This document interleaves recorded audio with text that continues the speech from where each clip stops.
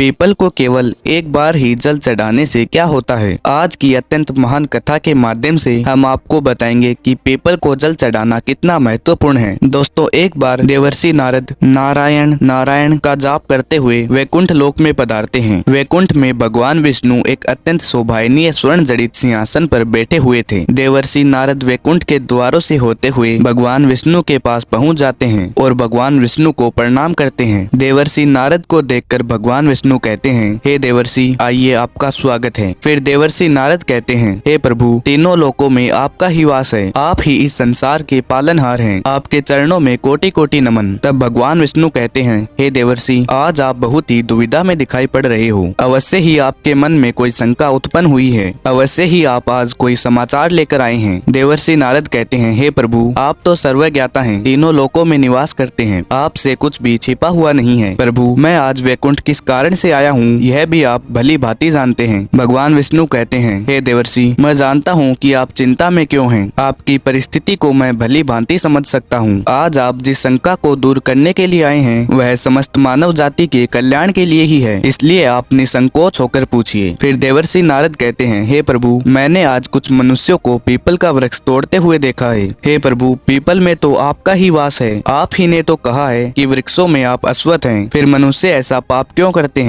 और मैं यह भी जानना चाहता हूँ कि पीपल को जल देने से क्या फल प्राप्त होता है। पीपल को जल कब देना चाहिए, किस दिन इसकी पूजा करनी चाहिए। भगवान विष्णु कहते हैं, हे देवर्षि, आप सत्य कहते हैं। पीपल के वृक्ष में मेरा ही वास है। पीपल के महत्व को बताने के लिए मैं आपको एक प्राचीन कथा सुनाता हूँ। इस कथा के माध्यम से आपको आपके सभी प्रश्नों के जवाब मिल जाएंगे। जो भी मनुष्य इस कथा को एक बार सुन लेता है, उसके सारे पाप नष्ट हो जाते हैं। जो इस कथा को बार बार सुनता है, उसके सभी दुख दूर हो जाते हैं और उसके घर में सुख समृद्धि आती है। देवर्षि कहते हैं, हे प्रभु, इस कथा को सुनने की मेरी तीव्र इच्छा हो रही है। आप जल्दी से इस महान कथा को मुझे सुनाइए। मैं इस कथा को पूरे ध्यान से सुनूंगा और इसका तीनों लोकों में प्रचार प्रसार करूंगा। श्री हरि कहते हैं, हे देवर्षि, प्राचीन काल में एक अत्यंत शोभायमान नगरी थी जिसका नाम नंदीग्राम था। उस नगरी में पुष्कर नाम के श्रेष्ठ ब्राह्मण रहा करते थे। वह हमेशा भगवान की पूजा और पशु पक्षियों की सेवा किया करते थे। उनके आश्रम में एक प्राचीन पीपल का वृक्ष था जिसकी वे ब्राह्मण नित्य पूजा किया करते थे। नित्य उस पीपल के वृक्ष को जल दिया करते थे। वह एकादशी का व्रत करके पीपल को जल देकर उसकी प्रतिरक्षणा करता था। इस प्रकार उस ब्राह्मण ने पीपल की पूजा करके बहुत सारा पुण्य अर्जित कर लिया था। फिर एक दिन एक भयंकर राक्षस भोजन की तलाश में उस पुष्कर ब्राह्मण के आश्रम में आता है। तब ब्राह्मण बाहर आकर देखता है तो उसे दिखाई देता है कि एक भीमकाय राक्षस उसके सामने खड़ा है। जब वह राक्षस उस ब्राह्मण को देखता है तो वह बड़ी ही प्रसन्नता से कहता है, वाह, आज तो बड़ा ही ताजा ताजा मांस खाने को मिलेगा। यह ब्राह्मण तो बड़ा ही जवान है। उस राक्षस को देख वह ब्राह्मण जरा भी भयभीत नहीं होता है। ब्राह्मण राक्षस से कहता है, हे राक्षस, इस गरीब की कुटिया में तुम्हारा स्वागत है। तुम बहुत ही भूखे दिखाई पड़ रहे हो। बताओ तुम्हें भोजन में क्या दूं? ब्राह्मण के इस प्रकार के वचन सुनकर वह राक्षस आश्चर्य में पड़ जाता है और सोचने लगता है, बड़ी आश्चर्य की बात है, यह ब्राह्मण मुझसे जरा भी भयभीत नहीं है। यह कोई बड़ा ही तपस्वी दिखाई पड़ रहा है। तब वह राक्षस कहता है, हे महात्मा, आप कौन हैं और इस वन में क्यों रह रहे हैं? आपको मुझसे जरा भी डर क्यों नहीं है? तब वह ब्राह्मण कहता है, हे राक्षस, मैं भगवान विष्णु का भक्त हूँ। मुझे इस संसार में किसी भी चीज का भय नहीं है। इसलिए तुम मुझे बताओ, तुम्हारी जो भी इच्छा होगी वह पूरी की जाएगी। आओ, इस वृक्ष के नीचे आसन ग्रहण करो। फिर जैसे ही वह राक्षस उस वृक्ष के नीचे जाता है, वह जलने लगता है और उसकी मृत्यु हो जाती है। फिर एक दिव्य मनुष्य उसके शरीर से बाहर आ जाता है। इस मनुष्य को उस राक्षस की योनि से मुक्ति मिल जाती है। वह मनुष्य बहुत ही प्रसन्न हो जाता है और उस ब्राह्मण से कहने लगता है, हे ब्राह्मण देवता, यह कैसा चमत्कार है और यह कौन सा वृक्ष है जिसके नीचे ठहरते ही मुझे मुक्ति मिल गई है? तब वह ब्राह्मण कहता है, हे महात्मा, यह पीपल का वृक्ष है और इस वृक्ष में साक्षात भगवान विष्णु का वास है। इस वृक्ष के सानिध्य में आने से तुम्हारे सारे पाप नष्ट हो गए हैं। फिर वह दिव्य मनुष्य स्वर्ग की ओर जाने लगता है। फिर एक दिन यमराज अपने दूतों से कहता है, हे दूतों, तुम नंदीग्राम में जाओ और पुष्कर नाम के ब्राह्मण को उठा कर ले आओ। यमराज का आदेश पाकर दो दूत धरती पर आते हैं और उस ब्राह्मण को जीवित ही पकड़कर यमलोक ले जाने लगते हैं। उसे ले जाते समय यम के दूतों को भी बड़ा आश्चर्य होता है कि यह ब्राह्मण ना तो विलाप कर रहा है और ना ही कुछ कह रहा है। फिर यम के दूत उस ब्राह्मण को लेकर यमराज के सामने प्रकट हो जाते हैं। जैसे ही यमराज उस ब्राह्मण को देखता है तो वह भयभीत हो जाता है। यमराज अपने दूतों से कहते हैं, हे दूतों, यह तुम किसे ले आई? मैंने तुम्हें दूसरे पुष्कर नाम के ब्राह्मण को लाने के लिए कहा था जिसकी मृत्यु हो चुकी है। तुमने बहुत बड़ी भूल कर दी है। भगवान विष्णु की भक्ति करने वाले नित्य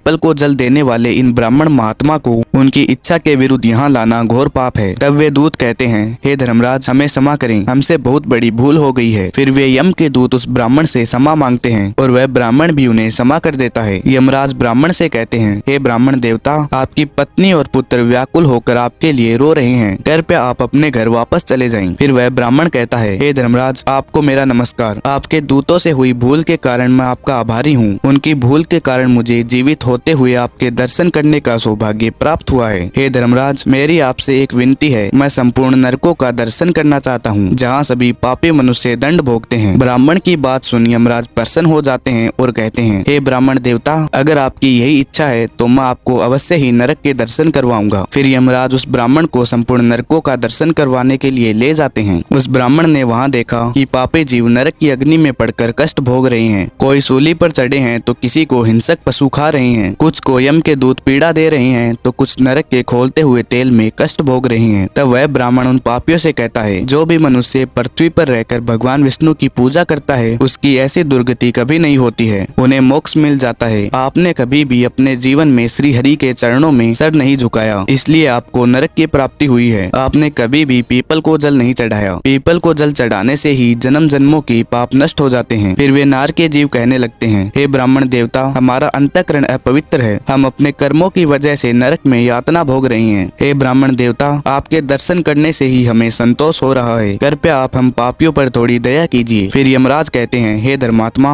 अब आपने नरक देख लिया है, अब आप घर को लौट जाइए, आपकी पत्नी शोक में डूब कर रो रही है। तब वह ब्राह्मण कहता है, हे धर्मराज, इन नार के जीवों के मुख से निकली करुण आवाज को मैं कैसे भूल सकता हूँ। आप इनकी दयनीय स्थिति को देखिए, आपके दूतों द्वारा इनकी क्या हालत हो गई है। तब यमराज कहते हैं, हे ब्राह्मण श्रेष्ठ, आपको इन पापियों की चिंता नहीं करनी चाहिए, यह सभी अपने कर्मों का फल भुगत रहे हैं, आप उनके लिए कुछ भी नहीं कर सकते। इन्हें नरक की सजा भुगतनी ही पड़ती है ताकि इनकी आत्मा पवित्र हो सके। लेकिन फिर भी वह ब्राह्मण नहीं माना और वह इन नार के जीवों को मुक्ति दिलाने के लिए भगवान विष्णु से प्रार्थना करने लगा। वह ब्राह्मण भगवान विष्णु से प्रार्थना करते हुए कहने लगा, हे प्रभु, मैंने सच्चे मन से आपकी आराधना की है, मैंने अपना संपूर्ण जीवन केवल आपकी ही भक्ति में समर्पित किया है, मैं इन्हें अपना सारा पुण्य दे देता हूँ, आप इन्हें नरक से मुक्त कीजिए। उसकर ब्राह्मण के इतना कहते ही उन सभी कष्ट भुगत रहे जीवों को नरक से मुक्ति मिल गई और सभी नरक को छोड़ स्वर्ग में जाने लगे। सभी नार के प्राणी उस ब्राह्मण महात्मा के गुणगान करने लगे। सभी को पाप मुक्त करने के बाद भी कुछ व्यक्ति नरक से मुक्त नहीं होते हैं। यह देखकर यमराज आश्चर्य में पड़ जाते हैं। तभी उस स्थान पर स्वयं भगवान विष्णु प्रकट होते हैं और उन्हें बताते हैं कि जो मनुष्य इतने बड़े पुण्य को प्राप्त करने के बाद भी पाप मुक्त नहीं हो पाए हैं, उन्होंने अपने पूर्व जन्म में पीपल के वृक्षों को तोड़ा है। जो भी पीपल के वृक्षों को तोड़ता है वह नरक से कभी भी मुक्त नहीं हो सकता। इतना कहकर भगवान विष्णु वहाँ से अंतर ध्यान हो गए। फिर वह ब्राह्मण यमराज को प्रणाम कर धरती पर वापस आ गया और नित्य पीपल की पूजा करने लगा। इस प्रकार भगवान विष्णु नारद से कहते हैं, हे नारद, मैंने तुम्हें पीपल को जल देने का महात्म्य सुना दिया है। जो भी मनुष्य पुष्कर की कथा को सुनता है उसके समस्त पापों का नाश हो जाता है। तो दोस्तों, इस प्रकार भगवान विष्णु ने पीपल को जल देने का महत्व नारद को सुनाया है। अगर आपको यह कथा पसंद आई हो तो वीडियो को एक लाइक करके कमेंट में जय श्री विष्णु जरूर लिखें और साथ ही चैनल को सब्सक्राइब करना बिल्कुल ना भूलें।